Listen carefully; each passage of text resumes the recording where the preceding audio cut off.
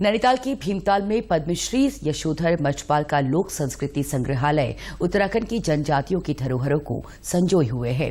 Bharatiya Janata party के महाजनसंपर्क अभियान के तहत सांसद अजय भट्ट ने आज इस संग्रहालय का निरीक्षण किया। उन्होंने बताया कि महाजनसंपर्क अभियान के तहत सांसद अपने देश की विभूतियों से मिल रहे हैं और डॉक्टर यशोधर का ये संग्रहालय नई पीढ़ी के लिए बेहद प्रेरणादायक है।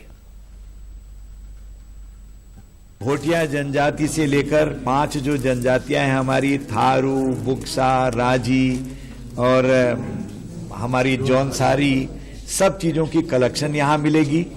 और आप देख लीजिए, अभी मैंने माइन्यूटली देखा कि पहले कौन से बर्तन होते थे, कैसे हम भोजन बनाते थे, किस टाइप से हम दही को कैसे रखते थे, दही के लिए जो लकड़ी की, जिसको हम लोकल लैंग्वेज में ठेकी कहते हैं, वो कैसी होती थी, छाछ फाँदने वाली जिसे डोंगा कहते हैं वो कैसा होता था।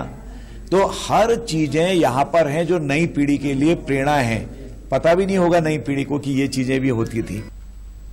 पद्मश्री डॉक्टर यशोधर मछपाल पिछले 40 वर्षों से उत्तराखंड की जनजातियों की कला और संस्कृति से जुड़े कार्यों को न सिर्फ संग्रह कर रहे हैं बल्कि वे खुद अपने हाथों से इन्हें बनाते भी हैं। डॉक्टर मछपाल ने इस मौके पर सांसद अजय भट्ट से आग्रह किया कि प्रधानमंत्री मोदी उनके इस कार्य को देखने यहां एक बार अवश्य आए।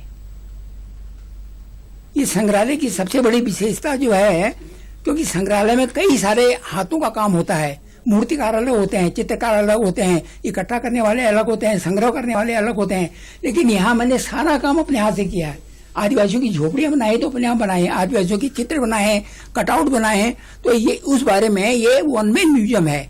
और इस प्रकार का प्रयास अगर 40 साल से कोई आदमी बिना किसी सरकारी प्रोत्साहन के कर रहा है, तो मैं चाहता हूँ कि मैं प्रधानमंत्री को यहाँ आने का एक बहुत बड़ा आधार है। इसी तरह से बातचीत करते हुए केंद्रीय राज्य मंत्री ने कहा कि खराब मौसम के चलते आदि ओम पर्वत की आदि कैलाश यात्रा को सुरक्षा की दृष्टि से फिलहाल रोक दिया गया है, जबकि कैलाश मानसरोवर यात्रा को शुरू करने के लिए लिया जा सका है। जो हमारी सड़क है उसमें भी मलबा लगातार गिर रहा है। सुरक्षा की दृष्टि से इस समय हमने छोटा कैलाश की पूरी यात्रा रोकी हुई है और भविष्य में जैसे ही फिर ठीक होगा फिर उस पर सरकार विचार करेगी। देखिए, अभी कतिपय कारणों से